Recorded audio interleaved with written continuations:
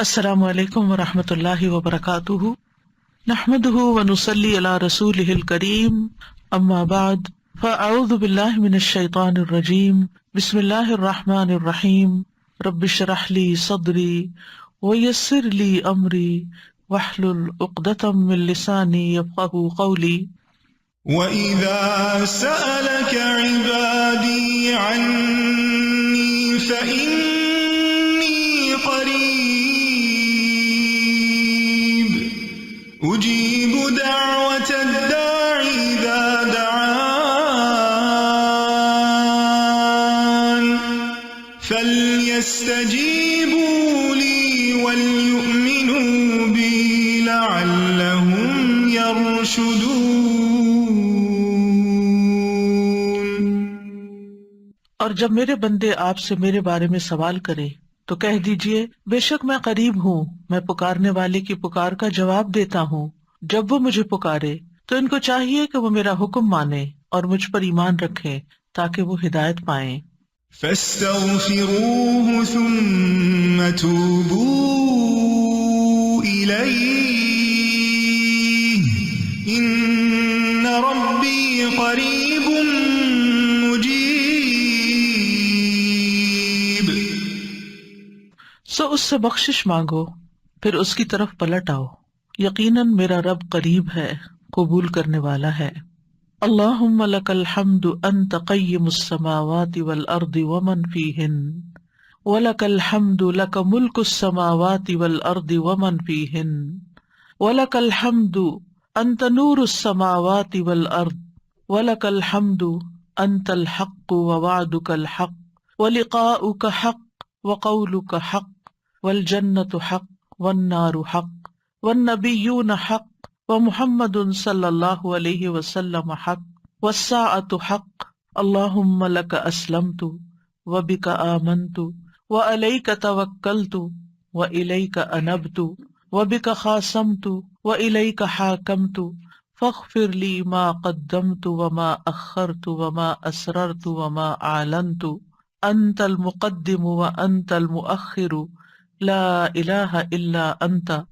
اے اللہ، سب تعریف تیرے ہی لیے ہے، تو آسمانوں اور زمین اور ان کے درمیان جو چیزیں ہیں ان کو سنبھالنے والا ہے، اور تیرے ہی لیے ہے سب تعریف، آسمانوں اور زمین اور ان کے درمیان تمام چیزوں کی بادشاہی بھی تیرے ہی لیے ہے، اور تیرے ہی لیے ہے سب تعریف، تو آسمانوں اور زمین کا نور ہے، اور تیرے ہی لیے ہے سب تعریف، تو حق ہے، تیرا وعدہ حق ہے، تیری ملاقات حق ہے، تیرا قول حق ہے، جنت حق ہے، آگ حق ہے، انبیاء حق ہیں، اور محمد صلی اللہ علیہ وسلم حق ہے، اور قیامت حق ہے۔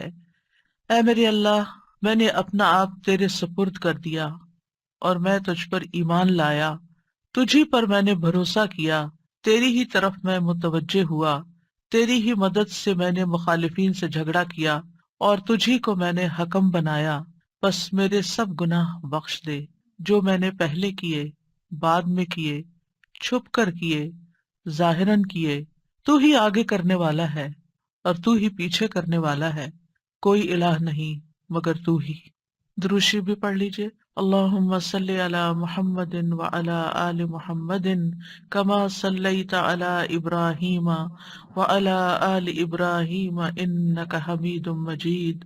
اللہم بارک علی محمد وعلی آل محمد کما بارکت علی ابراہیم وعلی آل ابراہیم انک حمید مجید۔ آج ہم انشاءاللہ ازواج اور اولاد کے لیے دعائیں پڑھیں گے۔ ارشاد باری تعالیٰ ہے، ربنا هب لنا من ازواجنا وذرياتنا قرة اعين واجعلنا للمتقين اماما۔ سورۃ الفرقان کی آیت نمبر 74 سے 76 تک اللہ سبحانہ تعالیٰ کا ارشاد ہے، والذین یقولون ربنا هب لنا من ازواجنا وذریاتنا قرۃ اعین واجعلنا للمتقین اماما اولئک یجزون الغرفۃ بما صبروا ویلقون فیہا تحیۃ وسلاما خالدین فیہا حسنت مستقرا ومقاما، اور وہ لوگ جو کہتے ہیں اے ہمارے رب ہمیں اپنے ازواج اور اولاد کی طرف سے آنکھوں کی ٹھنڈک عطا فرما اور ہمیں متقی لوگوں کا امام بنا، یہی لوگ ہیں جو اپنے صبر کے بدلے جنت میں بالا خانے دیے جائیں گے اور وہ اس میں دعائے خیر اور سلام سے استقبال کیے جائیں گے، اس میں وہ ہمیشہ رہنے والے ہوں گے۔ کتنا اچھا ٹھکانہ اور کتنی اچھی قیام گاہ۔ اولاد کے لیے دعا مانگنا انبیاء اور اہل ایمان کا شیوا رہا ہے۔ ابراہیم علیہ السلام نے دعا کی تھی، رب ہب لی من الصالحین، اے میرے رب مجھے نیک اولاد عطا فرما۔ اہل ایمان کی دعا اللہ تعالیٰ نے قرآن مجید میں ذکر کی ہے، وَأَصْلِحْ لِي فِي ذُرِّيَّتِي، اور میری خاطر میری اولاد کی اصلاح کر دے۔ زکریا علیہ السلام نے دعا کی تھی، فَهَبْ لِي مِن لَّدُنْكَ وَلِيًّا يَرِثُنِي وَيَرِثُ مِنْ آلِ يَعْقُوبَ وَاجْعَلْهُ رَبِّ رَضِيًّا، مجھے اپنے پاس سے ایک وارث عطا فرما جو میرا وارث بنے اور آل یعقوب کا وارث ہو، اور اے میرے رب اسے پسند کیا ہوا بنا، وہ ایسا ہو جس سے تو راضی ہو جائے، وہ پسندیدہ ہو۔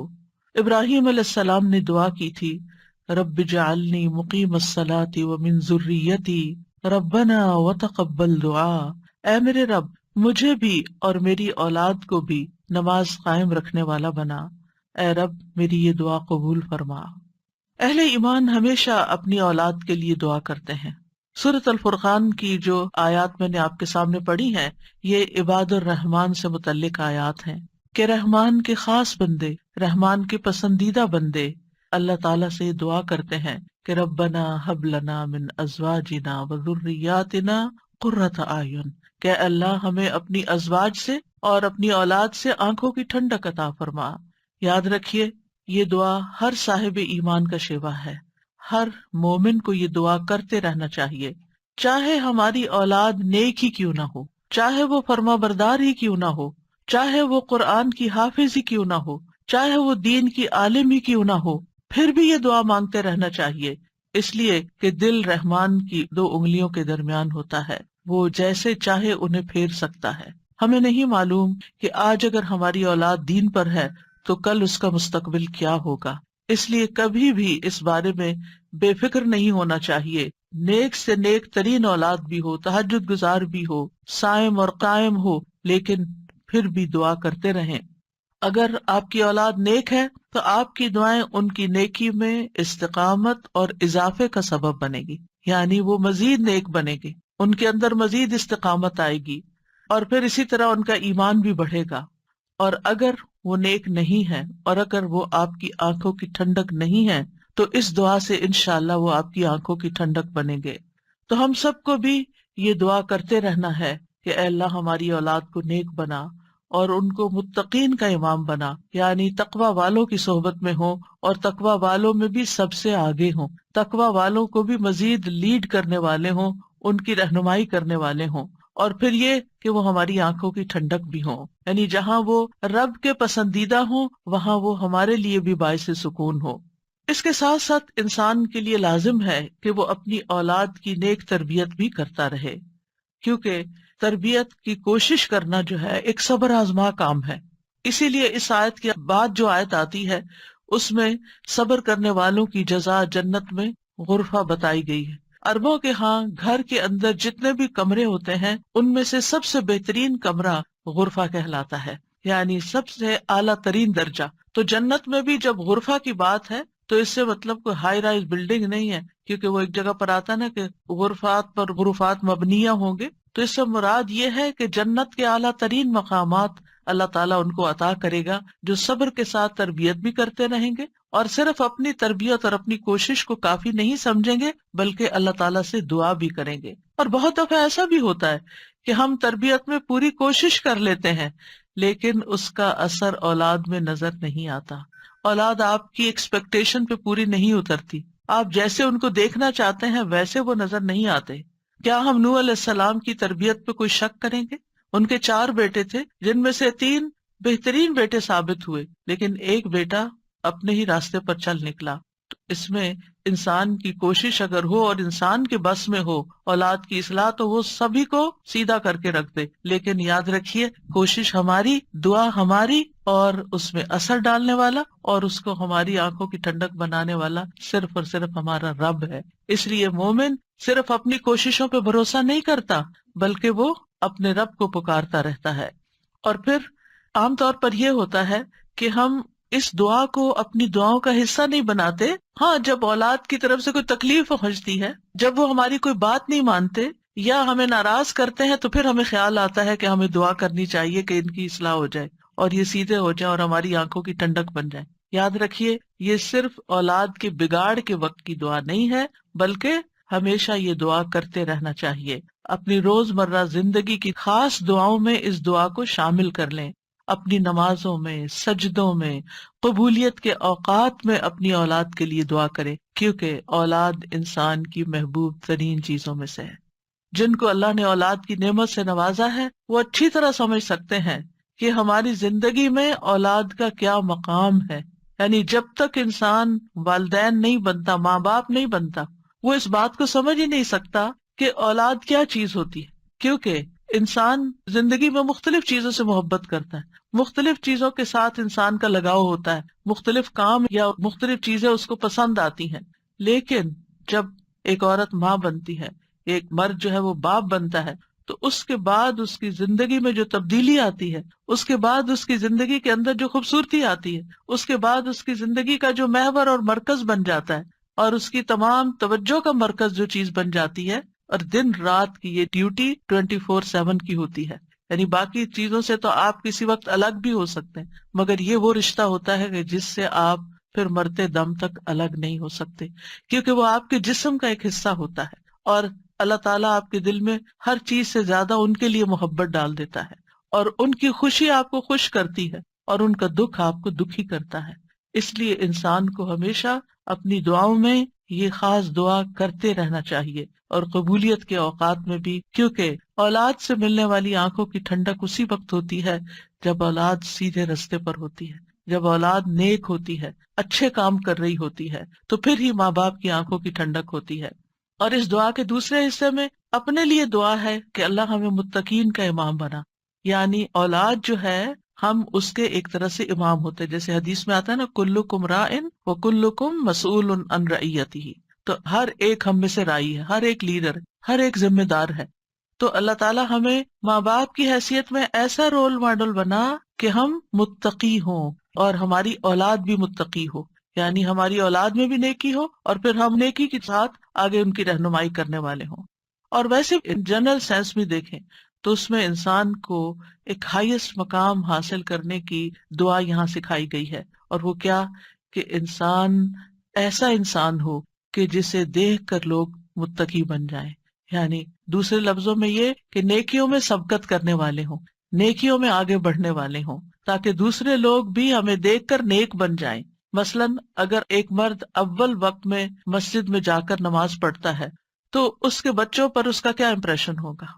یعنی اگر باپ ذمہ دار ہے تو بچے بھی دیکھ کر کہیں گے کہ ہاں ہمیں بھی یہی کام کرنا ہے، کیونکہ بچے ابتدائی زندگی میں خاص طور پر باپ کو، ماں کو بہت فالو کر رہے ہوتے ہیں۔ پھر اسی طرح اگر آپ کا پڑوسی آپ کو دیکھتا ہے، آپ کے کولیگز آپ کو دیکھتے ہیں کہ آپ کی توجہ سب سے زیادہ کس چیز کی طرف ہے، تو وہ بھی آپ کی دیکھا دیکھی نیکی کے کام میں آگے بڑھتے ہیں۔ آپ صدقہ کرتے ہیں اور کوئی آپ کو دیکھ رہا ہے، آپ کا مقصد نہیں دکھانا، لیکن کسی کو نظر آ جاتا ہے تو آپ کو دیکھ کر وہ بھی شروع کر دیتا ہے، تو آپ اس کے کیا بن گئے؟ امام، یعنی آپ لیڈ کر رہے ہیں، آپ آگے ہیں اور وہ آپ کو فالو کر رہے ہیں۔ تو ہمیں یہ دعا کرنی چاہیے اپنے لیے کہ اللہ ہمیں نیکی کے کاموں کا امام بنا، متقین کا امام بنا۔ تو یہاں ہم دیکھتے ہیں کہ یہ عباد الرحمن کی صفات میں سے ایک صفت ہے، اور وہ کہتے ہیں والذین یقولون ربنا ہب لنا۔ ہب کا لفظ جو ہے یہ ہبہ سے ہے، اور ہبہ کہتے ہیں بلا معاوضہ کوئی چیز دینا۔ یا رب ہم نے کچھ کیا نہیں، لیکن تو اپنے پاس سے ہمیں عطا فرما، اپنی خاص رحمت سے ہمیں یہ عطا فرما۔ من ازواجنا، ازواج کا لفظ جو ہے یہ زوج سے ہے، جن اور حیوانات ان سب میں نر اور مادہ پایا جاتا ہے جو ہر ایک دوسرے کا زوج کہلاتا ہے، یعنی عورت کے لیے بھی یہ لفظ استعمال ہوتا ہے اور مرد کے لیے بھی استعمال ہوتا ہے. اگر مرد یہ دعا کریں گے تو اپنی بیویوں کے لیے کریں گے کہ ہماری بیویاں ہمارے لیے آنکھوں کی ٹھنڈک ہوں، اور اگر عورتیں یہ دعا کریں گی تو ان کے ازواج ان کے خاوند ہوں گے کہ ان کو ہمارے لیے آنکھوں کی ٹھنڈک بنا. اور ذریات سے مراد، ذریت جو ہے صرف اولاد نہیں ہوتی، اولاد کی اولاد بھی ذریت کہلاتی ہے.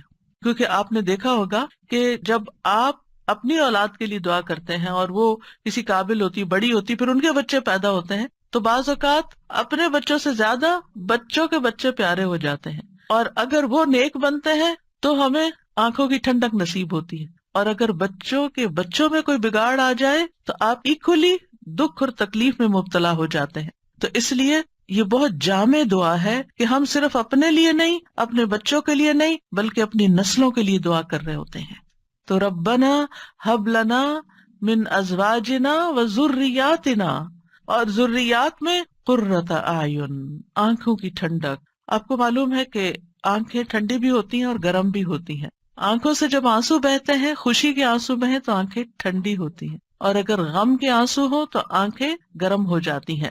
تو آنکھوں کی ٹھنڈک کا مطلب ہے خوشی، مسرت. اور پھر یہ کہ آنکھوں کی ٹھنڈک ہو تو انسان پرسکون رہتا ہے، نیند بھی سکون سے آتی ہے. کہ بچوں کی طرف سے اگر انسان کو بے فکری ہو کہ وہ اچھے کام کر رہے ہیں، اچھی جگہ پر ہیں، سیف ہینڈز میں ہیں، تو انسان کے بہت سے غم، دکھ، پریشانیاں ختم ہو جاتی ہیں، وہ بے فکر ہو جاتا ہے. اور پھر اسی طرح یہ ہے کہ جب آنکھوں کی ٹھنڈک ہوتی ہے تو انسان کے دل کو بھی قرار ملتا ہے. یعنی آنکھوں کی ٹھنڈک صرف آنکھوں تک نہیں رہتی، بلکہ آنکھوں سے انسان جو کچھ دیکھتا ہے وہ اس کے دل تک اتر جاتا ہے. ابن عباس کہتے ہیں اس سے مراد ان کی وہ اولاد ہے جو اللہ کی اطاعت کے کام کرے تاکہ دنیا اور آخرت میں انہیں آنکھوں کی ٹھنڈک نصیب ہو. یعنی جو بچے نیک ہوتے ہیں وہ ماں باپ کے لیے ان کی زندگی میں بھی خوشی کا باعث ہوتے ہیں، اور جب ماں باپ فوت ہو جاتے ہیں تو وہ ان کے لیے صدقہ جاریہ بن جاتے ہیں. اور پھر جب قیامت کے دن اٹھیں گے اور اولاد اور والدین کو اللہ سبحانہ وتعالیٰ جمع کر دے گا اپنی جنتوں میں، تو یہ وہاں بھی ان کو دیکھ دیکھ کر خوش ہوتے رہیں گے. آبویسلی جو بچے ماں باپ کے ساتھ نہیں جا سکیں گے، جو ماں باپ کا دین چھوڑ گئے یا ان کا راستہ چھوڑ گئے یا نماز روزہ چھوڑ گئے، تو پھر ظاہر ہے کہ وہ بچے چاہے دنیا میں کتنے بھی کامیاب کیوں نہ ہوں، وہ آخرت میں ساتھ نہیں ہوں گے. تو اس لیے جب یہ دعا کرتے ہیں تو اس میں ان کی ہدایت اور صلاح کی دعا بھی آ جاتی ہے. یعنی یہاں اس دعا سے مراد صرف بچوں کا ظاہری حسن اور خوبصورتی اور ان کی دنیا کی کامیابیاں اور دنیا میں ان کا مال و دولت کمانا، یہ بھی ٹھیک ہے، خوشی کی بات ہوتی ہے. بچہ خوبصورت ہو تو ماں باپ کو بہت اچھا لگتا ہے، بچہ اگر کامیاب ہو، کوئی ڈگری کر لے تو ماں باپ کو بہت اچھا لگتا ہے، بچے کو اچھی جاب مل جائے تو ماں باپ بہت خوش ہوتے ہیں. اور جو ماں باپ صرف دنیا کے لیے جیتے ہیں اور جن کا مطلب اور مقصد، ایم اور گول صرف دنیا کمانا ہوتا ہے، وہ انہی باتوں پر خوش ہوتے رہتے ہیں. لیکن جو اہل ایمان ہوتے ہیں ان کی خوشی صرف اس چیز میں نہیں ہوتی، ان کی خوشی اولاد کی نیکی میں ہوتی ہے کہ ہماری اولاد نیک ہو. تو جب ہم یہ کہتے ہیں کہ ہمیں آنکھوں کی ٹھنڈک عطا کر، تو اس سے مطلب یہ ہوتا ہے کہ اللہ وہ تیرے اطاعت گزار ہوں، فرما بردار ہوں، خیر اور بھلائی کے کاموں میں آگے جانے والے ہوں، اللہ کی عبادت اچھے طریقے سے کرنے والے ہوں، گناہوں اور حرام کاموں سے بچنے والے ہوں. اور وجعلنا للمتقین اماما، کہ اللہ ہمارے ماتحت جتنے بھی لوگ ہیں وہ سب متقی ہوں. یعنی ایک طرف اولاد کے لیے دعا اور دوسری طرف ان لوگوں کے لیے جو ہمیں فالو کرتے ہیں یا جن کے اوپر ہم ذمہ دار بنائے گئے ہیں، کہ یا اللہ ان کے اندر بھی تقویٰ پیدا کر دے.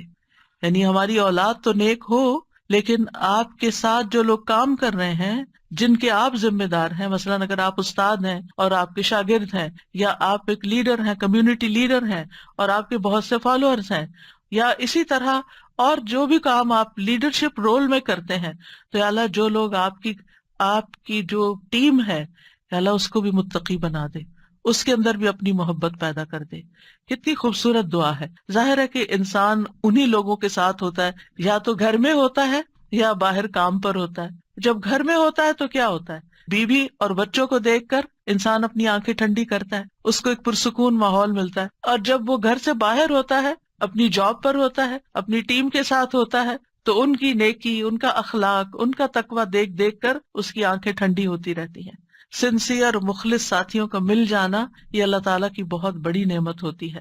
اور پھر آپ دیکھیے کہ یہ نہ صرف ان کے تقوی کی دعا ہے بلکہ جو خود متقی بننے کی خواہش رکھتا ہوگا وہی چاہے گا کہ اس کے ساتھی اور اس کے ماحول کے لوگ اور اس کے آس پاس کے لوگ تقوی والے ہوں.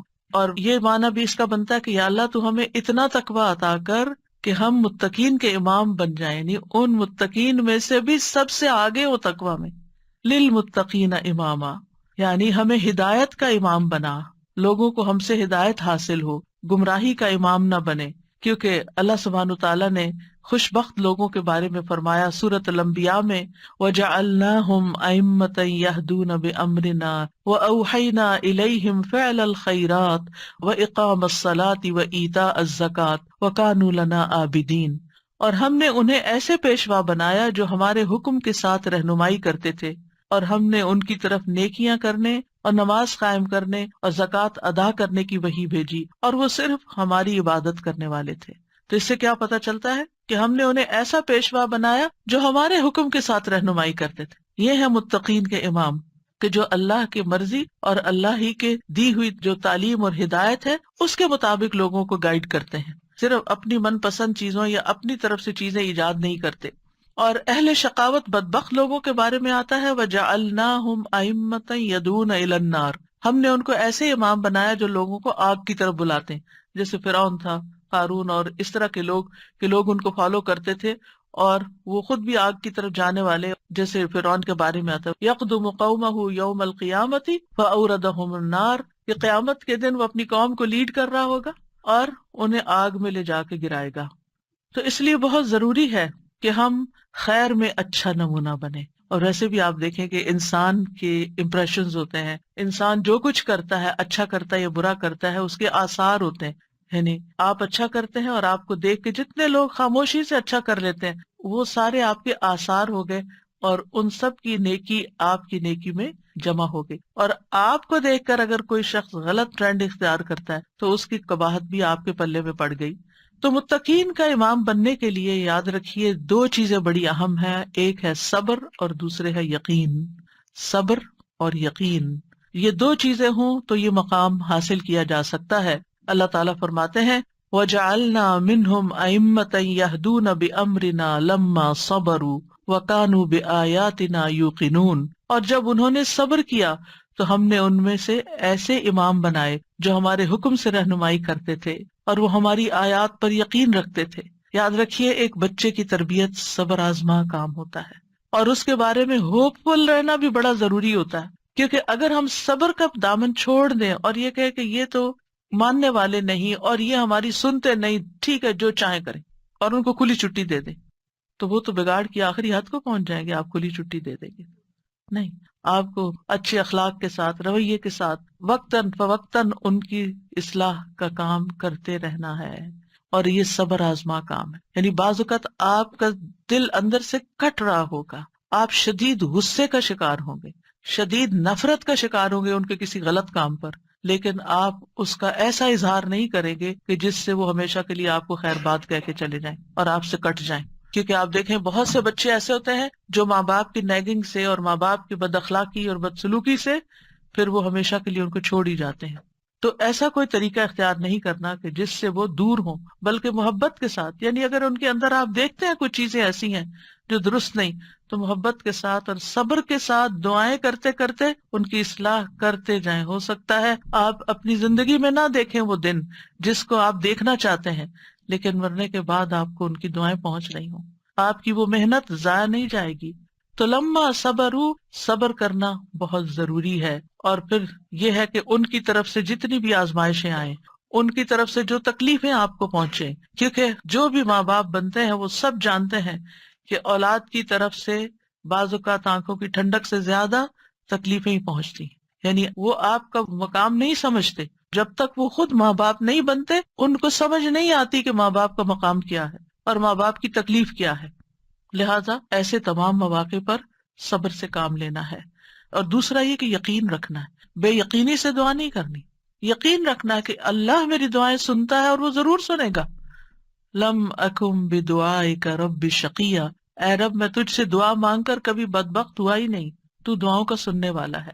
ایسی دعا کرنے والوں کا انجام بہت بہترین ہے. اللہ تعالیٰ فرماتے ہیں اولئک یجزون الغرفۃ، ایسے نیک بندے جن کے اندر یہ صفات ہوں، جو یہ چاہتے ہوں کہ ان کی اولاد اچھی ہو جائے، ان کے ازواج، ان کی بیوی یا شوہر اچھا ہو جائے، اور پھر صبر کے ساتھ یہ سب کام کریں، تو پھر ان کا انجام بھی بہت اچھا ہے۔ اور وہ کیا ہے کہ جنت کا اعلیٰ ترین مقام، جیسا کہ سورۃ العنکبوت میں آتا ہے، والذین آمنوا وعملوا الصالحات لنبوئنہم من الجنۃ غرفا تجری من تحتها الانہار خالدین فیہا نعم اجر العاملین الذین صبروا وعلی ربہم یتوکلون۔ اور جو لوگ ایمان لائے اور انہوں نے نیک کام کیے، ہم انہیں ضرور ہی جنت کے اونچے گھروں میں جگہ دیں گے، یعنی بہترین مقام پر جگہ دیں گے، جن کے نیچے سے نہریں بہتی ہیں۔ یعنی اوپر جب ہوتا ہے تو نیچے کا سین زیادہ بہتر نظر آتا ہے۔ ہمیشہ ان میں رہنے والے ہیں۔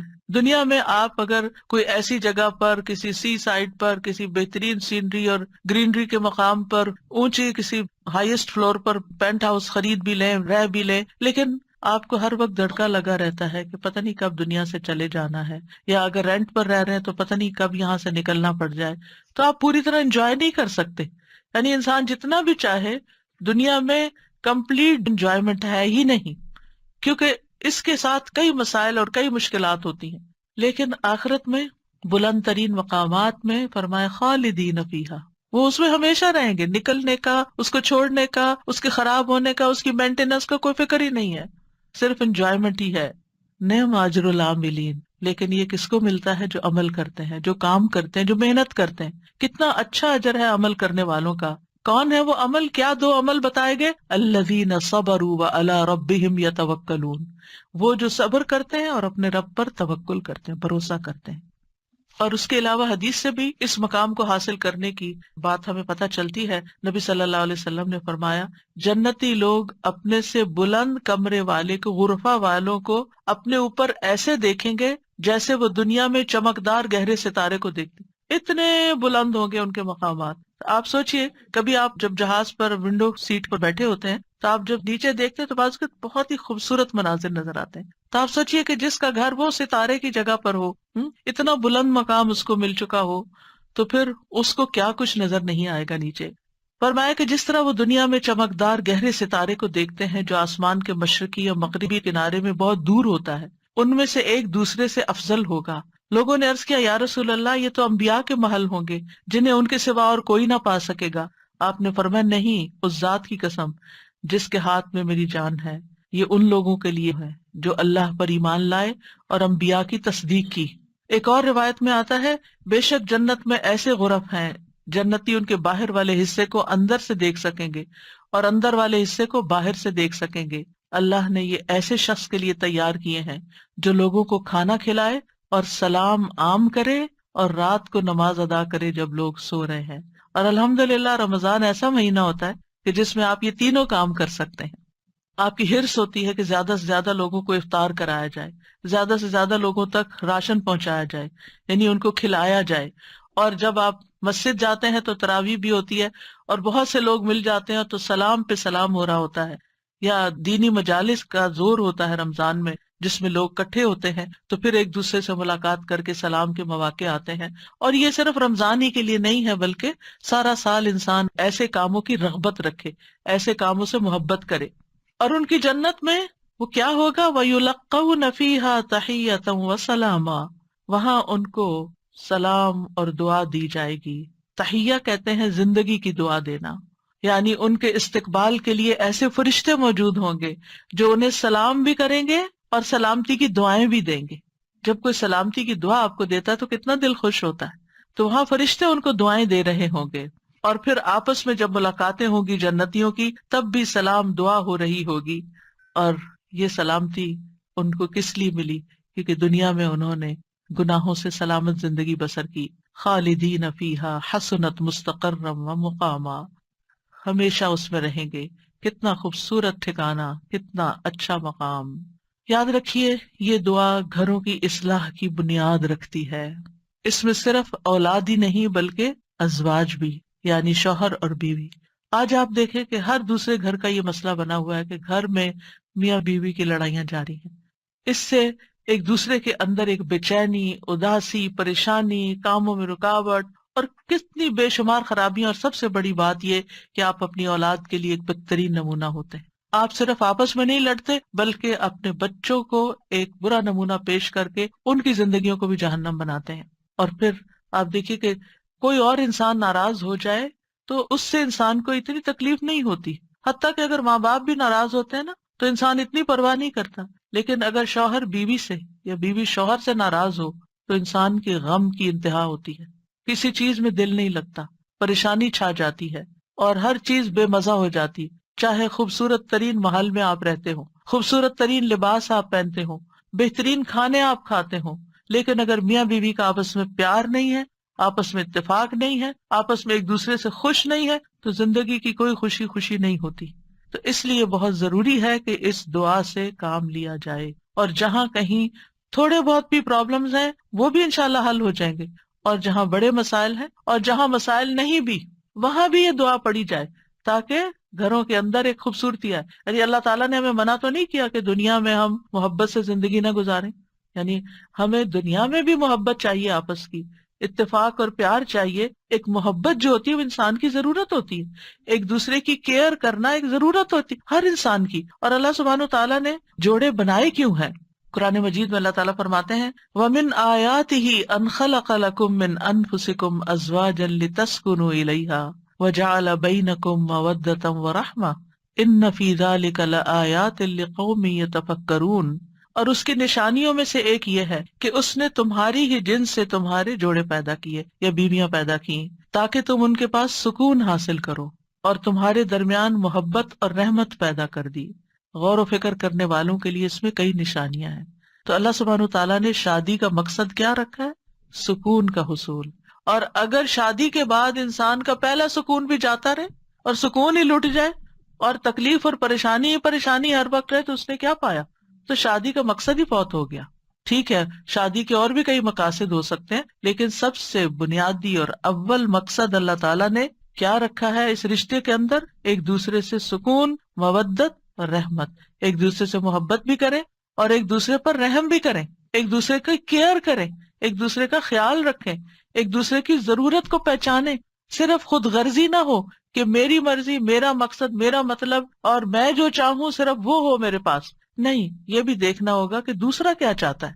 اور جن کپلز کو یہ سمجھ آ جاتی ہے کہ دوسرے کی خواہش کیا ہے اور وہ دوسرے کی خواہش کو پورا کرنے کی کوشش کرتے ہیں تو لازماً دوسرا بھی پھر ان کی خواہش پوری کرتا ہے اور ایک خوشگوار زندگی وجود میں آتی ہے. اسی طرح اللہ تعالیٰ نے سورۃ النحل میں بھی فرمایا وَاللَّهُ جَعَلَ لَكُم مِّنْ أَنفُسِكُمْ أَزْوَاجًا وَجَعَلَ لَكُم مِّنْ أَزْوَاجِكُمْ بَنِينَ وَحَفَدَةً وَرَزَقَكُم مِّنَ الطَّيِّبَاتِ أَفَبِالْبَاطِلِ يُؤْمِنُونَ وَبِنِعْمَةِ اللَّهِ هُمْ يَكْفُرُونَ. اور اللہ نے تمہارے لیے تمہارے نفسوں سے بیویاں پیدا کی اور تمہارے لیے تمہاری بیویوں سے بیٹے اور پوتے پیدا کیے. یعنی اللہ نے ان سے تمہیں اولاد دی اور اس نے تمہیں پاکیزہ چیزوں سے رزق عطا کیا. کیا پھر بھی وہ باطل پر ایمان لاتے ہیں اور اللہ کی نعمت کا انکار کرتے ہیں، یعنی اللہ تعالیٰ کی نعمتوں کی ناشکری کرتے ہیں؟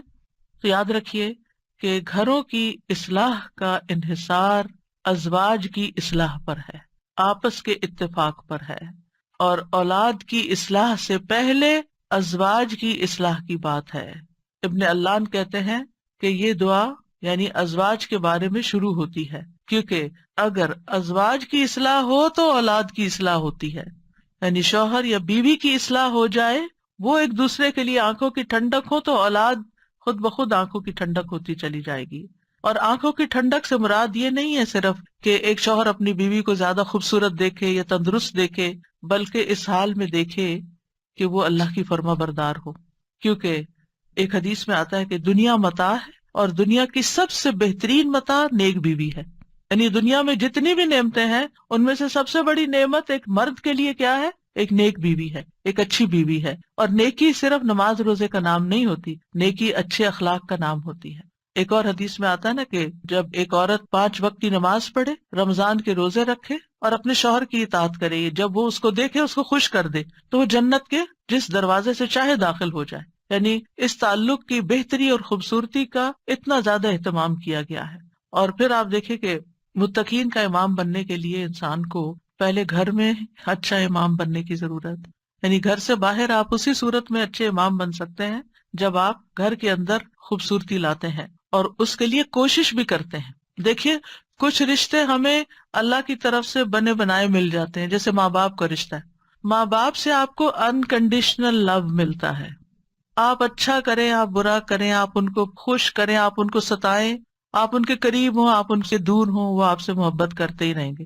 آپ زندہ ہو، آپ مر جائیں، ہر صورت میں محبت کرتے ہیں. آپ نے دیکھا ان ماؤں کو جن کا کوئی بچہ فوت ہو جائے تو وہ زندہ کو بھول کے اسی کو یاد کرتی رہتی ہیں جو چلا گیا ہے. قریب ہو تب بھی محبت کرتے ہیں، دور ہو تب بھی محبت کرتے ہیں. ماں باپ کی محبت انکنڈیشنل ہے، لیکن ازواج کی محبت کنڈیشنل ہوتی ہے. اگر آپ اچھے اخلاق کا مظاہرہ کریں گے، اچھے انسان بن کر رہیں گے تو آپ کی محبت بڑھتی جائے گی.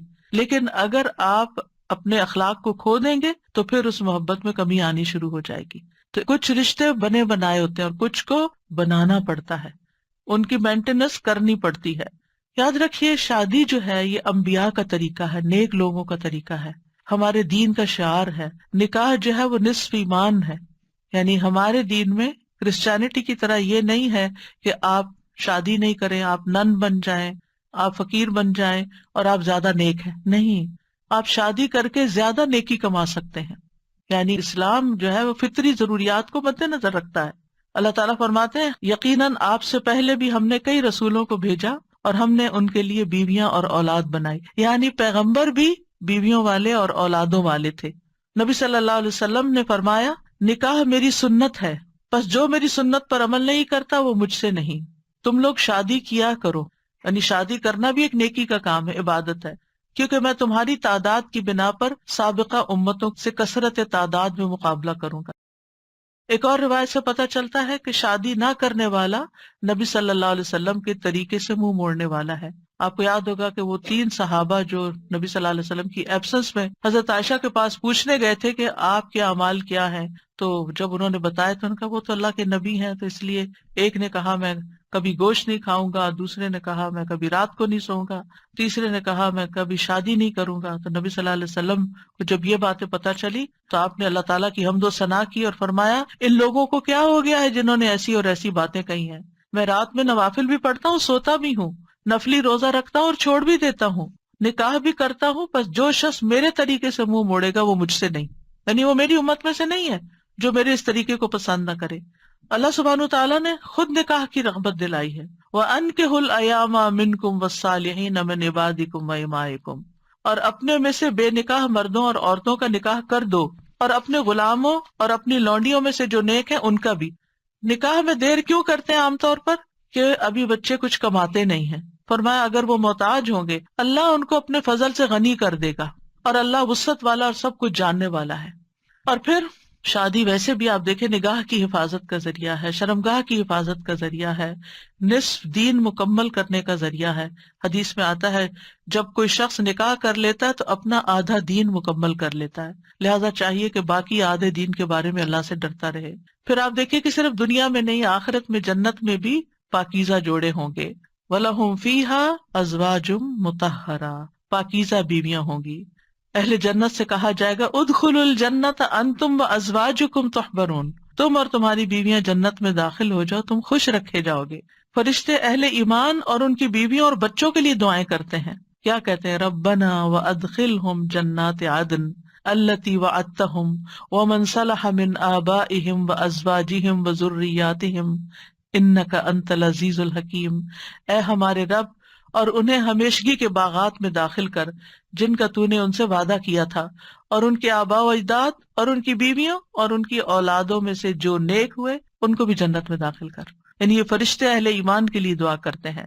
اور جنت میں کوئی بھی کمارا نہیں ہوگا، یعنی جن لوگوں کی دنیا میں شادی نہیں ہوئی ان کو بھی اللہ تعالیٰ جوڑے عطا کرے گا، اور جن کے شوہر پہلے فوت ہو گئے یا بیوی فوت ہو گئی، یا ایک نیک تھا اور ایک جنت میں نہیں گیا دوسرا جہنم میں چلا گیا، تو ان کو بھی اللہ تعالیٰ وہاں جوڑے عطا کرے گا. اور کوئی بھی ایسا نہیں ہوگا کہ جو تنہائی کا شکار ہو، آئسولیشن کا شکار ہو، کیونکہ انسان کی زندگی میں اگر کمپینین ہوتا ہے تو انسان کے لیے سکون کا باعث ہوتا ہے. اور خاص طور پر اگر نیک بیوی ہو. قرآن مجید میں آتا ہے فالصالحات قانتات، نیک عورتیں وہ ہیں جو شوہروں کی فرما بردار ہوں، ان کی بات ماننے والی ہوں. اور ان کی عدم موجودگی میں اللہ کی حفاظت میں ان کے حقوق کی حفاظت کرنے والی ہوں، یعنی اپنی جان اور مال کی حفاظت کریں جب شوہر نہ بھی موجود ہوں۔ پھر ہمیں یہ کہا گیا کہ پاک دامن عورت سے شادی کی جائے، اور عورت سے شادی کا معیار کیا رکھا گیا؟ نبی صلی اللہ علیہ وسلم نے فرمایا عورت سے 4 چیزوں کی وجہ سے نکاح کیا جاتا ہے، اس کے مال و دولت کی وجہ سے، یا اس کے حسب نسب کی وجہ سے، یا اس کی خوبصورتی کی وجہ سے، یا اس کی دینداری کی وجہ سے۔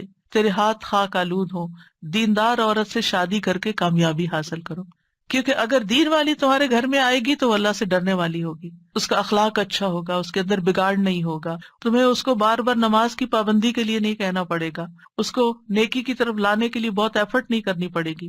اور پھر آپ دیکھیں کہ ایک ماں کے اوپر انحصار ہوتا ہے کہ بچوں کی کیا تربیت کرتی ہے، کیونکہ تربیت اولاد باپ کا حصہ کم ہوتا ہے، ماں کا حصہ زیادہ ہوتا ہے۔ اگر ایک بچہ اپنی ماں کو نیک دیکھتا ہے تو اس کے اندر ایک نیکی کی محبت پیدا ہوتی ہے۔ تو بہرحال یہ رشتے جو ہیں ان کے لیے دعا بھی ہے، اور اس کے ساتھ ساتھ انتخاب بھی اچھا ہو، اور پھر ان کو بنانے کے لیے کوشش بھی رہے۔ اللہ تعالیٰ مردوں کو حکم دیتے ہیں وَعَاشِرُوهُنَّ بِالْمَعْرُوفِ، عورتوں کے ساتھ بھلے طریقے سے زندگی بسر کرو، یعنی ان کے حقوق ادا کرو، اور ایک دوسرے سے محبت کرنا جو ہے یہ بھی دین کا حصہ ہے۔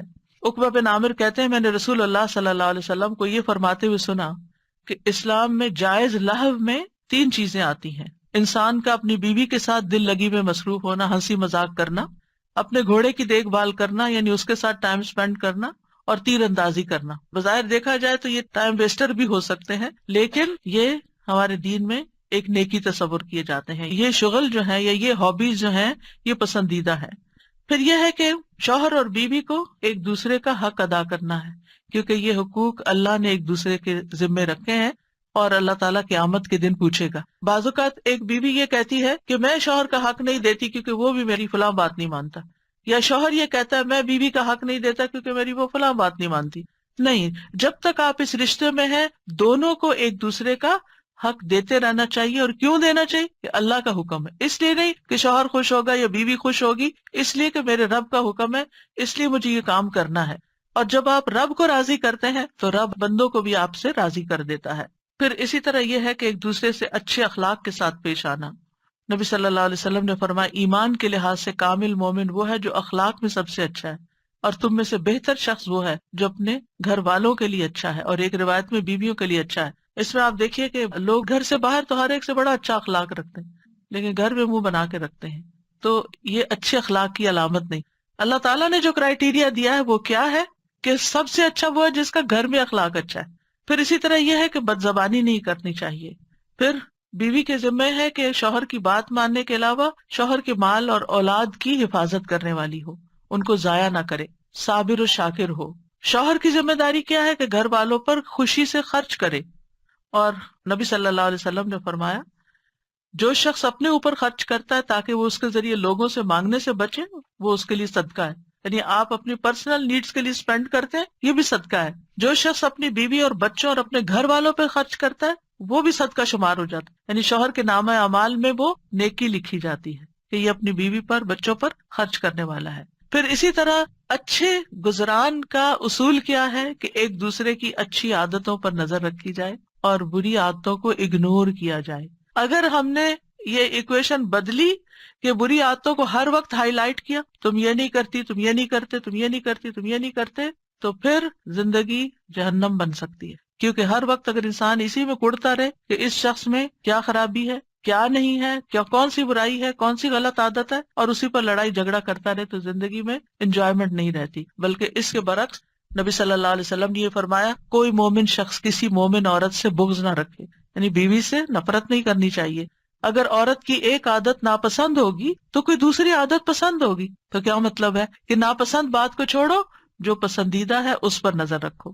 پھر اسی طرح یہ ہے کہ نیک اولاد کے لیے بھی کوشش کے علاوہ اور دعائیں بھی ہمیں سکھائی گئی ہیں، جیسے ان کی پیدائش سے پہلے ہی دعا کرنا، ربی حب لی من الصالحین، اے میرے رب مجھے نیک اولاد عطا کر، یعنی ابھی اولاد ہوئی نہیں لیکن پہلے سے ہی دعا مانگنا شروع ہو جائے انسان کہ اللہ مجھے نیک اولاد دینا۔ اور پھر یہ کہ شادی کے وقت ایسی عورت کا انتخاب کرنا جس کے اندر بچے پیدا کرنے کی صلاحیت ہو، کیونکہ نبی صلی اللہ علیہ وسلم نے اس بات کا حکم دیا کہ محبت کرنے والی اور زیادہ بچے پیدا کرنے والی عورت سے شادی کرو، یعنی یہ ہمارے دین میں پسندیدہ چیز ہے۔ پھر اسی طرح شادی سے ملنے والی جو نیک اولاد ہے اس کا فائدہ کیا ہے کہ وہ مرنے کے بعد والدین کے لیے دعائیں کرتی ہے اور ماں باپ کے لیے صدقہ جاریہ بن جاتی ہے، اور یہ والدین کی درجات کی بلندی کا ذریعہ بنتا ہے۔ جہاں تک اولاد کی تربیت کا تعلق ہے تو اولاد کے بارے میں سوال ہوگا، یعنی ماں باپ دونوں سے پوچھا جائے گا کہ انہوں نے ان کی تربیت میں کیا کوشش کی۔ پھر اسی طرح اولاد کا پہلا حق کیا ہے؟ حدیث میں آتا ہے، نبی صلی اللہ علیہ وسلم نے فرمایا اپنے نطفوں کے لیے اچھی عورت کا انتخاب کرو، یعنی نیک عورت کا انتخاب کرو، اور دین میں ہم پلہ عورتوں سے نکاح کرو اور ہم پلہ مردوں کو اپنی بیٹیوں کا نکاح کر کے دو۔ پھر اسی طرح اچھے باپ کا انتخاب، رسول اللہ صلی اللہ علیہ وسلم نے فرمایا جب ایسا شخص تمہارے پاس نکاح کا پیغام بھیجے جس کے دین اور اخلاق سے تم مطمئن ہو تو اس سے اپنی بیٹی کا نکاح کرو، یعنی اوباش آوارہ لڑکے ہوں تو پھر ان کے ساتھ شادی نہیں کرو، کیونکہ شادی کے بعد کیا ہوگا، آپ کی بیٹی کو مصیبت میں ڈال دے گا۔ فرمایا اگر ایسا نہیں کرو گے تو زمین میں فتنہ اور زبردست فساد برپا ہوگا، یعنی پھر فساد ہی فساد، بگاڑ ہی بگاڑ۔ پھر اسی طرح ولادت سے پہلے شیطان سے حفاظت کی دعا سکھائی گئی کہ جب شوہر بیوی ایک دوسرے سے ملیں تو دعا پڑھیں، جیسے حضرت مریم کی والدہ نے دعا پڑھی تھی وَإِنِّي أُعِيذُهَا بِكَ وَذُرِّيَّتَهَا مِنَ الشَّيْطَانِ الرَّجِيمِ۔ کتنی خوبصورت دعا ہے کہ اللہ میں اس بچی کو بھی اور اس کی آئندہ آنے والی ذریت کو بھی تیری پناہ میں دیتی ہوں شیطان سے بچا کر۔ پھر یہ کہ بچوں کو سب سے پہلے توحید سکھانی چاہیے، بچپن سے ہی بچوں کے اندر اللہ کا ڈر پیدا کرنا چاہیے، دین کی تعلیم سیکھنے میں رغبت دلانی چاہیے، اچھے اخلاق کی تعلیم دینی چاہیے، ہر چیز کے مینر سکھانے چاہیے، اور پھر اس کے لیے اگر سرزنش بھی کرنی پڑے، ڈانٹنا بھی پڑے تو اس میں بھی کوئی حرج نہیں ہے۔ اپنے ساتھ نیک کاموں میں شامل کرنا چاہیے، جیسے ابراہیم علیہ السلام نے کیا کیا تھا، کعبہ کی تعمیر میں کس کو ساتھ شامل کیا تھا؟ اسماعیل علیہ السلام کو۔ پھر اولاد کے درمیان عدل کرنا چاہیے، بچوں سے پیار کرنا چاہیے، کچھ ماں باپ بچوں سے پیار نہیں کرتے، ایسے والدین کی مذمت کی گئی ہے۔ پھر اولاد کے بالغ ہو جانے کے بعد ان کی شادی بھی کرنی چاہیے، یعنی اس بات کی بھی فکر ہونی چاہیے۔ ابن عباس کہا کرتے تھے جس کو اللہ بیٹا عطا کرے اس کو چاہیے کہ اس کا اچھا نام رکھے، اس کی اچھی تربیت کرے، جب وہ بالغ ہو تو اس کی شادی کر دے۔ سعید بن عاص کہا کرتے تھے اگر میں اپنے بچے کو قرآن کی تعلیم دے دوں، اس کو حج کروا دوں، اس کی شادی کر دوں تو میں نے اس کا حق ادا کر دیا، اور میرا جو اس پر حق ہے وہ باقی ہے۔ یعنی بچوں کے اوپر حق پھر بھی باقی رہیں گے، لیکن ماں باپ نے اپنا فرض پورا کر دیا اگر یہ 3 کام کر لیے۔ کون سے؟ قرآن کی تعلیم دے دی، حج کروا دیا، شادی کر دی، اس کے بعد وہ اپنے ذمہ دار خود ہیں۔ لیکن بچوں کے اوپر ماں باپ کی ذمہ داری مرتے دم تک رہتی ہے۔ قتادہ کہتے ہیں اگر لڑکا بالغ ہو جائے اور اس کا باپ شادی نہ کرے بچے کی، اور وہ کسی بے حیائی کا ارتکاب کرے، یعنی کسی برائی میں پڑ جائے، تو باپ گناہ گار ہوگا، یعنی وہ لڑکا تو ہوگا ہی یا لڑکی تو ہوگی ہی، لیکن ماں باپ بھی گناہ گار ہوں گے۔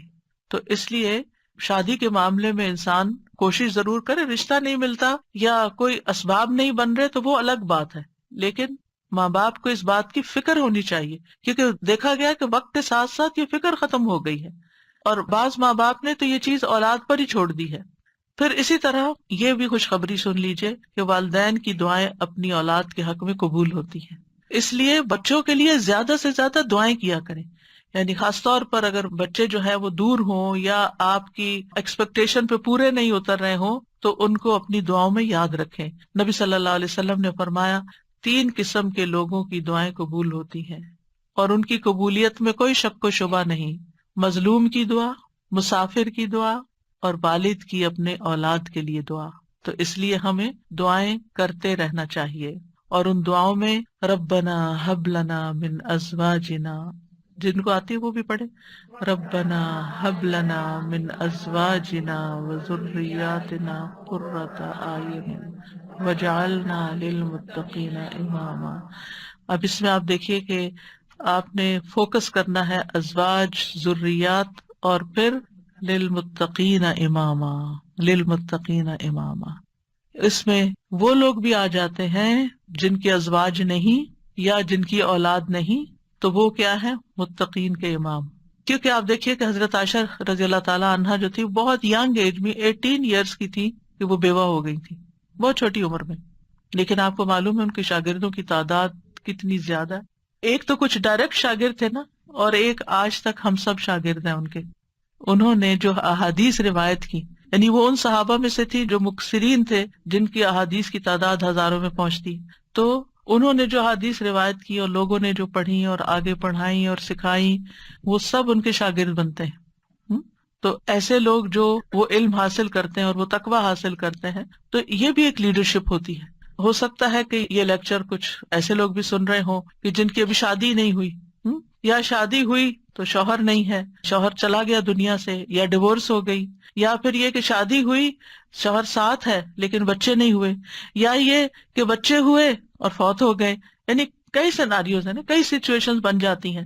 تو جو بھی کوئی سچویشن ہو، اس میں دعا کا یہ پہلا حصہ پڑھنے کے ساتھ ساتھ دوسرا حصہ آپ کے لیے ایک زبردست تسلی کا ذریعہ ہے کہ اگر ہمارے پاس دنیا کی یہ نعمتیں نہیں ہیں، یہ دنیا کی نعمتیں ہیں نا، اگر اللہ تعالیٰ نے لے لی تو اللہ تعالیٰ اس کا عوض بھی بہت زبردست دے گا. تو اللہ نے جو دوسری اپرچونٹیز اور جو دوسرے مواقع رکھے ہیں، ان سے ہمیں فائدہ اٹھانا چاہیے اور ایسے کام کرنے چاہیے اور ایسے کاموں میں اپنا وقت لگانا چاہیے. اور خاص طور پر میں ان خواتین سے کہوں گی جن کے بچے بڑے ہو چکے ہیں، جو اپنے بچوں سے فارغ ہو چکی ہیں اور اللہ تعالیٰ نے ان کو صحت جیسی نعمت عطا کر رکھی ہے، ان کو وقت دے رکھا ہے، ان کو مال دے رکھا ہے، وہ اپنے وقت کو کمیونٹی سروسز میں ضرور لگائیں. یعنی اگر تعلیم ہے ان کے پاس تو دوسروں کو تعلیم دیں، اور اگر ان کے پاس کوئی سکلز ہیں تو وہ دوسروں کو سکلز سکھائیں، اور اگر کسی بھی قسم کا کوئی والنٹیئر ورک وہ کر سکتے ہیں تو اپنے آپ کو خود آفر کریں. تو ہو سکتا ہے کہ جہاں پر آپ آفر کریں وہاں آپ کے لیے کوئی اپرچونٹی موجود ہو اور آپ نیک کام میں حصہ لے لیں. اور اس کا یہ مطلب نہیں کہ یہ صرف فارغ لوگوں کا کام ہوتا ہے کہ وہ دین کی خدمت کرتے رہیں. صحابہ کرام نے اپنی ازواج اور اولاد کے ساتھ بھی یہ کام کیا ہے. یاد رکھیے، جس طرح ہم اپنی دنیا کو بنانے کے لیے، اپنی اولاد کو سنوارنے کے لیے ہم کوشش کرتے ہیں، اسی طرح ہمیں دوسروں کی اولاد اور دوسرے لوگوں کی بھی فکر ہونی چاہیے، ان کے لیے بھی خیر خواہی کرنی چاہیے. اور میں نے اپنی زندگی میں ایکسپیرئنس کیا ہے کہ میں نے شاید اپنے بچوں سے زیادہ دوسروں کی فکر کی ہے اور اللہ تعالیٰ نے وہ خیر واپس لوٹا دی. یعنی اپنی اولاد کو شاید اتنا وقت جتنا ایک عام ایوریج ماں باپ دیتے ہیں اتنا شاید نہ دے سکی، لیکن الحمدللہ اللہ سبحانہ وتعالیٰ نے وہ خیر قبول کی اور میرے بچوں کو بھی ہدایت دے دی. تو ایسا نہیں ہوتا کہ جب ہم خیر بانٹتے ہیں تو خود خیر سے محروم ہو جاتے ہیں. کوئی امتحان آزمائش تو ہو سکتی ہے. ہمیشہ نوح علیہ السلام کی مثال یاد رکھیے کہ وہ ایک باپ تھے جنہوں نے سارے بچوں کی ایکولی تربیت کی، لیکن ایک بچہ نہیں مانا. بعض اوقات ایسا ہوتا ہے کہ آپ اپنا تن من دھن لگا دیتے ہیں لیکن کوئی ایک بچہ نہیں مانتا، تو پھر اپنے آپ کو گلٹ میں نہ رکھیں، اپنے آپ کو ہر وقت پریشانی میں نہ رکھیں کہ میں نے کمی کی ہے، میری طرف سے کوئی کوتاہی ہے. کیونکہ آہستہ آہستہ شیطان اس کو وسوسے ڈالتا ہے کہ دیکھا نا، تم دوسروں کی فکر کرتی رہی اور تمہاری اولاد بگڑ گئی. نہیں، اب ہم کیا نوح علیہ السلام کو یہ کہیں گے کہ وہ دن اور رات، آپ سورۃ نوح پڑھیں، دن میں بھی تبلیغ کی، رات میں بھی کی، چپکے سے بھی کی، اوپنلی بھی کی، دن اور رات یہ سارے کام کیے. تو کوئی ان کو کہے آپ لگے رہے نا لوگوں میں، اس لیے آپ کا یہ بچہ بگڑ گیا، کیا ہم یہ کہہ سکتے ہیں؟ نعوذ باللہ، ہرگز نہیں کہہ سکتے. استغفر اللہ، کبھی بھی نہیں کہہ سکتے، معاذ اللہ. کیونکہ ہم کسی پیغمبر کے بارے میں یہ سوچ بھی نہیں سکتے کہ انہوں نے اپنی اولاد کے لیے کوئی کوتاہی کی. لیکن یہ اللہ کی حکمت ہے نا، اور تقدیر کا ہم پڑھ چکے ہیں، یہ اللہ کی تقدیر میں ہوتا ہے. ٹھیک ہے، ایک ناقابل برداشت بات ہوتی، لیکن پھر بھی میں نے اپنے استاد سے بہت پہلے ایک بات سنی تو اس کو میں نے پلے باندھ لیا. انہوں نے کہا تھا، تفسیر کی کلاس میں تفسیر پڑھاتے تھے ہمیں ماسٹرز میں، انہوں نے کہا کہ اگر آپ چاہتے ہیں نا آپ کا بچہ کھائے، کیونکہ مائیں بڑی پریشان رہتی، بچہ کھاتا نہیں ہے، آپ دوسروں کے بچوں کو کھلائیں. آپ کا بچہ دودھ نہیں پیتا، آپ بچوں میں دودھ بانٹیں. آپ کا بچہ سیکھتا نہیں، تعلیم نہیں آ سکتا، آپ اوروں کے بچوں کو پڑھائیں. جو خیر آپ دوسروں کو دیں گے وہ خیر آپ پر واپس آئے گی. ان احسنتم احسنتم لانفسکم، یہ نہیں ہو سکتا کہ آپ دوسروں کے لیے بھلا کریں اور اللہ تعالیٰ آپ کو چھوڑ دے. ان تنصروا اللہ ینصرکم ویثبت اقدامکم، دین کی مدد کرنا اللہ کی مدد حاصل کرنے کا ذریعہ ہے، اور ثابت قدمی کا، دین پر ثابت قدمی کا. کیونکہ آپ دیکھیے، اگر آپ پاور ہاؤس سے اپنے گھر کی بجلی کا کنیکشن کاٹ دیتے ہیں تو کیا ہوتا ہے؟ آپ کا گھر اندھیرے میں چلا جاتا ہے. قرآن سے، قرآن والوں سے، قرآن کی مجالس سے اگر آپ اپنے آپ کو یہ کہہ کے پیچھے کر لیتے ہیں کہ میں اپنے بچوں کی تربیت کر رہی ہوں، تو یہ ایک دھوکا ہوگا. کیونکہ ایسے بچوں کی تربیت نہیں ہوتی. اگر آپ کا دل خالی ہے اور آپ کے اندر ایمان بھرا ہوا نہیں ہے، اگر آپ کے اندر یقین نہیں ہے، اگر آپ ایک اچھے رول ماڈل نہیں ہے، اور یہ ساری چیزیں آپ کو قرآن سے جڑے رہنے سے ملتی ہیں، قرآن والوں سے جڑے رہنے سے ملتی ہیں، تو پھر آپ اپنے بچے کی تربیت خالی خولی کہاں سے کریں گے؟ آپ 24 گھنٹے بھی اپنے بچے پہ اینک لگا کے رکھے نا کہ میں اس پہ توجہ کر رہی ہوں، ہدایت پھر بھی اللہ نے دینی، لیکن جب آپ اللہ کا کام کریں گے تو انشاءاللہ اللہ تعالیٰ آپ کے بچوں کو ضرور ہدایت دے، وہ آپ کو تنہا نہیں چھوڑے گا۔ اور اگر پھر بھی ان کو ہدایت نہیں ملتی تو معلوم نہیں اللہ کی کیا حکمت ہے جو ہمیں نہیں پتا، ہمیں نہیں پتا۔ ہو سکتا ہے کسی ایک بچے کی تکلیف ہمارے اللہ کے ساتھ جڑے رہنے کا ذریعہ بن جائے۔ بعض اوقات ایسا ہوتا ہے نا کہ ساری نعمتیں ملی ہوتی، سارے بچے بہت آؤٹ اسٹینڈنگ ہوتے ہیں، ایک بچہ پڑھ کے ہی نہیں دیتا۔ میری اپنی ایک رشتے دار ہے، ماشاءاللہ 6 بچے ان کے، 5 ڈاکٹر ہیں، ایک نہیں بنی۔ تو اب اللہ کی مرضی نا، باپ بھی ڈاکٹر، سارا گھرانہ ڈاکٹرز کا، لیکن جو نہیں بنی اب وہ سارا وقت اپنے آپ کو کوسے، شاید میں نے اس کی تربیت میں کوئی کمی کی، شاید میں نے اس کو صحیح سے نہیں پڑھایا۔ نہیں بھائی، اس کی نہیں تھی دلچسپی۔ ہر کوئی ڈاکٹر نہیں بننا چاہتا، ہر کوئی دین کا عالم نہیں بننا چاہتا، ہر کوئی وہ کام نہیں کرنا چاہتا جو آپ اس کے لیے سجیسٹ کر رہے ہیں۔ اس کی اپنی ایک سوچ ہے، اس کی اپنی ایک رائے ہے، تو اس میں بچوں کو مارجن بھی دے، اس میں تھوڑی سی آزادی بھی دیں، اور ان کے لیے خوب دعائیں کریں، کیونکہ جب ہماری زندگی میں کوئی مشکل آ جاتی ہے نا، کوئی آزمائش آ جاتی ہے، تو پھر کیا ہوتا ہے، ہم اللہ سے اور قریب ہو جاتے ہیں۔ بعض اوقات پتہ کیا ہوتا ہے، ہم نماز کے ساتھ چند نوافل پڑھ لینا ایکسٹرا، اور چند نفلی روزے رکھ لینا، اور حج کے ساتھ عمرہ بھی کر لیں، پھر ہم اپنے آپ کو کیا سمجھنے لگتے ہیں، ہم بہت نیک ہو گئے، ہم نے بہت اچھے اچھے کام کر لیے ہیں۔ ہاں؟ لیکن ہوتا کیا ہے کہ ابھی کمی ہوتی ہے کہیں اور ہمیں پتہ نہیں ہوتا، اتنے میں اللہ کی طرف سے کوئی آزمائش آ جاتی ہے، پھر جو ہماری دعاؤں میں رونا ہوتا ہے، اور پھر جو ہماری دعاؤں میں اخلاص ہوتا ہے، اور پھر جو ہماری دعاؤں میں اصرار ہوتا ہے اور تکرار ہوتا ہے اور ہمارا تڑپنا ہوتا ہے، وہ اس سے پہلے نماز، روزہ، حج، زکوٰۃ کسی چیز میں نہیں تھا۔ ہم آزمائش کے ساتھ جتنے اللہ کی طرف جاتے ہیں، نعمتوں کے ساتھ اتنے نہیں جاتے، یہ مانی ہوئی بات ہے، ہم سب کا تجربہ ہے۔ تو اس لیے بہت ضروری ہے کہ ہم کوشش کریں اور اس کے ساتھ ساتھ اللہ سے دعا کرتے رہیں، وَجْعَلْنَا لِلْمُتَّقِينَ اماما، اللہ ہمیں متقی ساتھی دے، متقی دوست دے، متقی اٹھنے بیٹھنے والے دے، ایسے لوگوں میں اٹھے بیٹھے ملیں جلیں اور ان کی رہنمائی کریں کہ جو تقوی والے ہوں، تاکہ ہمارے تقوی میں بھی اضافہ ہوتا چلا جائے، کیونکہ انسان اپنے ماحول کی پیداوار ہوتا ہے، جس طرح کے دوستوں میں، جس طرح کے لوگوں میں وہ رہتا ہے، ویسی ہی سوچ اس کی بننا شروع ہو جاتی ہے۔ اور پھر ابراہیم علیہ السلام کی دعا بھی کہ ربی ہب لی من الصالحین، کہ اللہ اپنے پاس سے ہی صالح بچہ دے دے، میں تو نیک بنانے سے رہا۔ اور یہ ابراہیم علیہ السلام مانگ رہے ہیں، اور اللہ سبحانہ تعالیٰ نے پھر ان کو کیسی نیک اولاد عطا کی۔ اسماعیل علیہ السلام کتنے فرما بردار تھے، اسحاق علیہ السلام کتنے غلام علیم تھے، علم والے، اور ان کی نسل میں بھی علم آیا۔ اور پھر آپ دیکھیے کہ ابراہیم علیہ السلام نے یہاں صرف یہ نہیں کہا کہ ربی حبلی من الصالحین، بلکہ اس سے پہلے ایک بات کہی تھی، وہ کیا تھی؟ سورہ صافات میں وقال انی ذاہب الی ربی سیہدین، میں اپنے رب کی طرف جا رہا ہوں، میں رب کا بن رہا ہوں، وہ مجھے ہدایت دے گا۔ پھر مانگا اللہ مجھے نیک اولاد بھی دے۔ ہم کیا کرتے ہیں، ہم خود تو نیک بنتے نہیں، انی ذاہب الی ربی کرتے نہیں، نہ نیکی کی طرف جاتے ہیں، نہ نیک کام کرتے ہیں، نہ دین کا کام کرتے ہیں، اور پھر ہم کہتے ہیں اللہ مجھے نیک اولاد دے، میری اولاد کو نیک بنا دو۔ یہ کیسے ہوگا؟ پہلے آپ خود تو بنے، پہلے آپ خود تو وہ کام کریں کہ جو آپ کو کر کے دکھانے ہیں بچے کو کہ ایسے نیک کام کرتے ہیں۔ اور پھر آپ دیکھیں کہ ابن جریر طبری کہتے ہیں کہ ابراہیم علیہ السلام کی دعا یہ تھی کہ اللہ مجھے اپنی طرف سے ایسا بیٹا عطا کر جو نیک لوگوں میں سے ہو، ایسے لوگ جو تیری اطاعت کرتے ہیں، تیری نافرمانی نہیں کرتے، زمین میں اصلاح کے کام کرتے ہیں اور زمین میں فساد برپا نہیں کرتے، یعنی مجھے ایسی اولاد چاہیے۔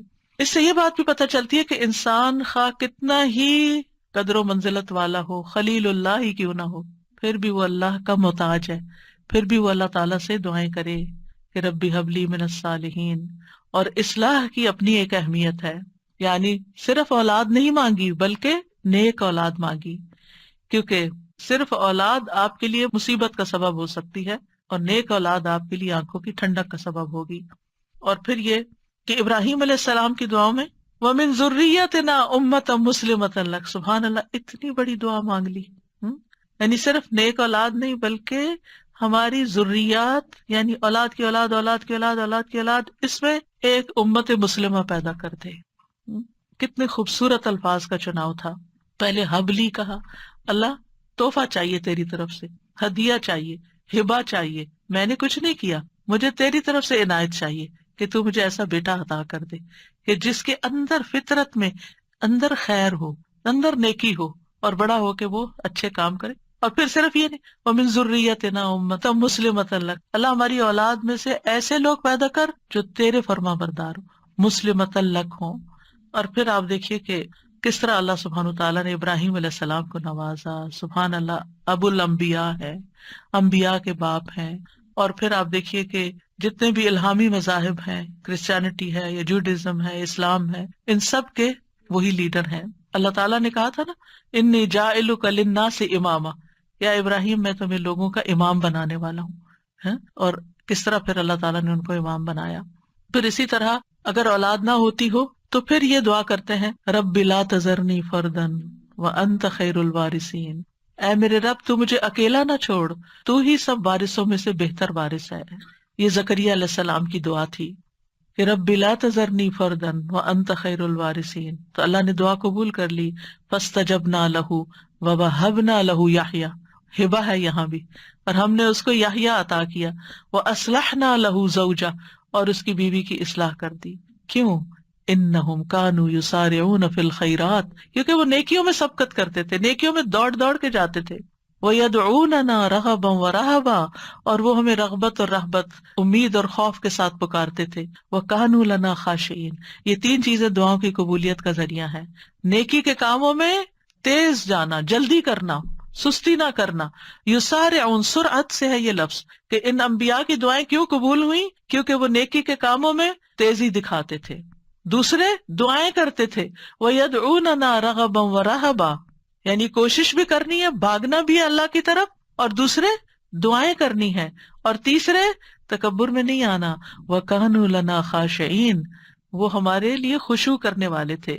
ابن قیم کہتے ہیں نیک اعمال کرنا اور اس کی طرف سبقت لے جانا دعا کی قبولیت کے بڑے اسباب میں سے ہے. اسی لیے اللہ تعالیٰ نے ان کی دعائیں قبول کر لی.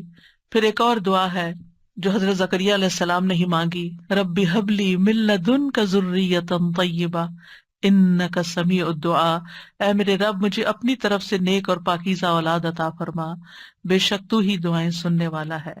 یعنی ہبہ وہ ہوتا ہے نا جو بغیر معاوضے کے خوش دلی اور احسان کے طور پر کسی کو کوئی چیز دے دی جائے. یعنی ایک ہبہ ہوتا ہے، ایک ہدیہ ہوتا ہے، ایک صدقہ ہوتا ہے. تو صدقہ وہ ہوتا ہے جس سے آخرت کا اجر و ثواب چاہیے، اور ہدیہ وہ ہوتا ہے جس سے تحفہ دینے والے اور جس کو تحفہ دیا گیا اس کے درمیان محبت پیدا کرنا مقصود ہوتا ہے. یعنی ہدیہ محبت کے لیے ہوتا ہے، اور ہبہ جو ہے وہ کسی مقصد کے لیے ہوتا ہے. ہبہ وہ چیز ہوتی ہے کہ جس کو ہبہ کی جاتی ہے صرف اس کا فائدہ مطلوب ہوتا ہے. ٹھیک ہے، مطلب یہ تھا کہ اے اللہ مجھے اپنے پاس سے ایسا ہدیہ دے جو بغیر کسی عوض کے، میری بغیر کسی کوشش اور محنت کے ہو، تو بس تو آپ عطا کر دے. من لدن کا، اپنے پاس سے دے دے، کیونکہ تیرے پاس تو سب کچھ ہے. اور پھر ذریۃ طیبہ دے، جو اپنے اقوال و افعال میں پاک ہو، جسموں میں پاک ہو. انک سمیع الدعاء، آپ تو دعائیں سننے والے. یہ محبت اور رحمت کو کھینچ لانے والی بات ہے. تو دعا کرنا جو ہے انبیاء کی سنت ہے. اور پھر اللہ کی جگہ یا اللہ کہنے کی بجائے رب بھی کہا گیا ہے، رب کو وسیلہ بنا کر دعا کی گئی ہے. اسی لیے آپ دیکھیں انبیاء کی ساری دعائیں ربنا سے شروع ہوتی ہیں یا ربی سے شروع ہوتی ہیں. اور پھر صرف اولاد نہیں، نیک اولاد، اور پھر اولاد کو نیک بنانے کے اسباب بھی. اور پھر یہ یقین کہ دعا تقدیر کو بدل دیتی ہے. حضرت زکریا انتہائی بوڑھے تھے لیکن انہوں نے یقین سے دعا کی. اور پھر ابراہیم علیہ السلام کی دعا، رب اجعلنی مقیم الصلاۃ ومن ذریتی ربنا وتقبل دعا، اے میرے رب مجھے بھی اور میری اولاد کو بھی نماز قائم رکھنے والا بنا. اے میرے رب میری یہ دعا قبول فرما. ربنا اغفر لی ولوالدی وللمؤمنین یوم یقوم الحساب، اے ہمارے رب مجھے اور میرے والدین اور تمام مومنوں کو اس دن معاف فرما دے جب حساب لیا جائے گا. رب اوزعنی ان اشکر نعمتک التی انعمت علی وعلی والدی وان اعمل صالحا ترضاہ واصلح لی فی ذریتی. یہ بھی اولاد کے لیے دعا ہے کہ اللہ میری ذریت کی اصلاح کر دے، میری ذریت کو نیک بنا دے. انی تبت الیک، میں تیری طرف واپس پلٹتا ہوں، توبہ کرتا ہوں. وانی من المسلمین، اور بلا شبہ میں فرما بردار ہوں. اور ربنا وجعلنا مسلمین لک ومن ذریتنا امۃ مسلمۃ لک وارنا مناسکنا وتب علینا انک انت التواب الرحیم. اے ہمارے رب ہم دونوں کو، یعنی ابراہیم اور اسماعیل علیہ السلام نے یہ مانگی تھی دعا، اپنا فرما بردار بنا لے، اور ہماری اولاد میں سے ایک جماعت پیدا کر جو تیری فرما بردار ہو، اور ہمیں اپنی عبادت کے طریقے بتلا اور ہماری توبہ قبول فرما، بے شک تو بڑا توبہ قبول کرنے والا، نہایت رحم کرنے والا ہے۔ اور پھر آپ دیکھیے کہ کس طرح اللہ سبحانہ تعالیٰ نے وہ دعا قبول کی، اور محمد صلی اللہ علیہ وسلم ان کی اولاد میں پیدا ہوئے، اور پھر ان سے امت مسلمہ پیدا ہوئی۔ تو یہ دعا جو ہے اس کی قبولیت میں بہت عرصہ لگا تھا، لیکن قبول ہوئی، تو اس لیے انسان کو مایوس نہیں ہونا چاہیے۔ اور اسی طرح یہ دعا جو مسنون دعا ہے، اللہم انی اعوذ بک من جار السوء ومن زوج تشیبنی قبل المشیب ومن ولد یکون علی ربا ومن مال یکون علی عذابا ومن خلیل ماکر عینہ ترانی وقلبہ یرعانی ان رأى حسنة دفنها وإذا رأى سیئة اذاعها۔ اے اللہ میں تیری پناہ طلب کرتا ہوں برے پڑوسی سے، برا نیبر نہیں ہو، اور ایسے ساتھی سے، زوج سے، شوہر یا بیوی ایک دوسرے کے لیے، جو مجھے بڑھاپے سے پہلے بوڑھا کر دے، یعنی پریشان کر کر کے، اور ایسی اولاد سے جو مجھ پہ آقا بن بیٹھے، یعنی مجھ پہ اپنا حکم چلائے، ایسے مال سے جو میرے لیے عذاب کا باعث بن جائے، یعنی کئی دفعہ مال انسان کے لیے مصیبت بن جاتا ہے، ایسے چال باز دوست سے جس کی آنکھیں مجھے دیکھ رہی ہوں اور جس کا دل میری نگرانی کرتا ہے، یعنی وہ میرے عیبوں کو ہی دیکھتا رہے اور میرے حالات کا جائزہ لیتا رہے، اور وہ میری ہر نیکی کو دباتا جائے اور برائی کو نشر کرے۔ کچھ ایسے بھی لوگ ہوتے ہیں نا آپ کے آس پاس کہ جو آپ کو اپنا دوست بتاتے ہیں، یعنی آپ کے لیے اپنی دوستی ظاہر کرتے ہیں، لیکن وہ آپ کی ہر نعمت سے جلتے ہیں اور آپ کی ہر خرابی سے خوش ہوتے ہیں، اور آپ کے اندر کوئی کمی بیشی ہو تو جا کے دوسروں میں نشر کر دیتے ہیں۔ تو یہاں 5 چیزوں کی برائی سے بچنے کی دعا کی گئی ہے: برا پڑوسی، بد اخلاق مرد یا عورت، نافرمان اولاد، عذاب بننے والا مال، اور چال باز دوست۔ تو بہرحال یہ تھا آج کا ہمارا پروگرام، اور آج اتنے اتفاق کی بات ہے، یہ ہمارا 7واں پروگرام تھا، اور آج 7 اپریل ہے، اور آج ہی میری شادی ہوئی تھی، تو بغیر کسی پلاننگ کے یہ ساری چیزیں اتفاق سے جمع ہو گئی، الحمدللہ۔ وآخر دعوانا ان الحمدللہ رب العالمین۔ سبحانک اللہم وبحمدک، اشہد ان لا الہ الا انت، استغفرک واتوب الیک۔ السلام علیکم ورحمۃ اللہ وبرکاتہ۔